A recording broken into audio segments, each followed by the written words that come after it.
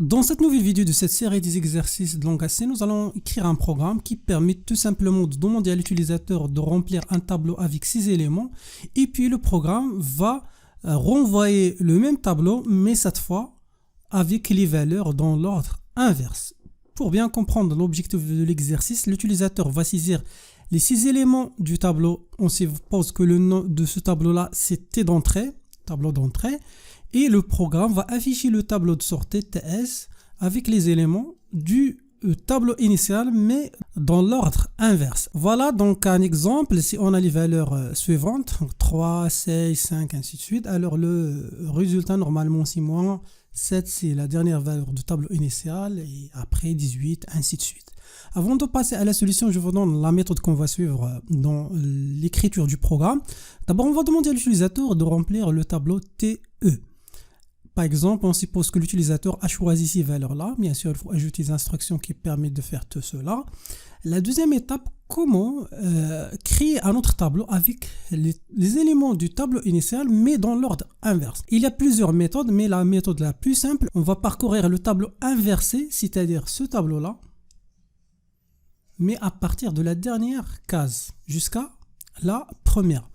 Et à chaque fois, on va affecter un élément du tableau initial à ce tableau-là. Alors pour bien comprendre les choses, alors on va commencer le parcours à partir de cette partie-là, c'est-à-dire de la dernière case du tableau, mais au niveau du premier tableau, on va commencer à partir du premier case du tableau.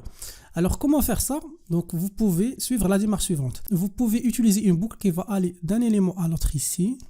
Donc ça c'est classique qu'on a vu plusieurs fois. Donc boucle après avec un indice i. Et puis, au niveau du tableau de sortie, on va utiliser la formule suivante. On sait bien que le premier tableau du tableau initial, c'est 0. Mais au niveau du tableau de sortie, on va soustraire la valeur 0 de l'élément 5. L'élément 5, c'est-à-dire l'indice de cette case-là du tableau inversé. Et bien sûr, lorsqu'on exécute cette affectation, nous aurons la valeur 3 au niveau de la dernière case du tableau TS. Et maintenant, nous passons à la case suivante. Et on va faire exactement la même chose. Cette fois, on va, au lieu de soustraire 0, on va soustraire 1. Et là, après l'exécution de l'affectation, nous aurons 16 au niveau de cette case. Après, la même chose. Donc là, par exemple, on a 2. Donc 2, c'est normalement 5 moins 3. Et puis, donc la valeur de l'élément TE, ici, c'est moins 1. Après l'affectation, nous aurons moins 1 ici, jusqu'à, bien sûr, la fin. Alors maintenant, nous allons passer à CodeBlocks pour traduire cette méthode. Alors, on commence avec la déclaration. Donc, la première chose, la déclaration. On va déclarer deux tableaux. Le tableau d'entrée avec 6 éléments. Et aussi le tableau de sortie, aussi avec 6 éléments. Voilà. Donc, ça, c'est la première chose. La deuxième chose, on va utiliser une variable i qui va nous servir de passer d'un élément à l'autre au niveau de notre tableau. Après printf, on va demander à l'utilisateur de saisir les éléments du tableau TE, tableau d'entrée. Voilà, donc veuillez saisir les éléments du tableau initial et après à l'aide d'une boucle, donc for i de 0 jusqu'à i strictement inférieur à 6 i++.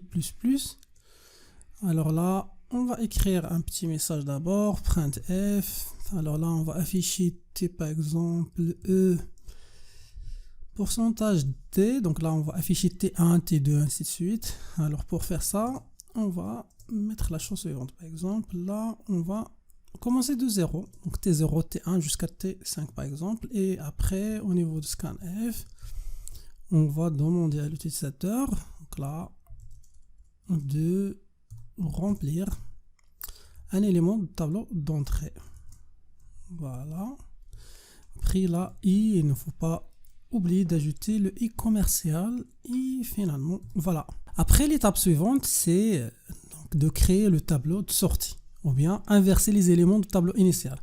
Alors on va commencer de 1 jusqu'à 6 et on va exécuter l'affectation qu'on a vue au niveau de l'explication. Ces tableaux de sortie va recevoir à chaque itération 5 moins la valeur de i.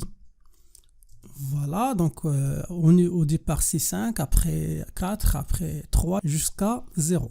Après TE, mettre deux crochets et là on va mettre I. Voilà. Ensuite, l'étape ou bien la dernière étape, on peut par exemple maintenant afficher les éléments du tableau TS. Alors là, on va ajouter un petit message.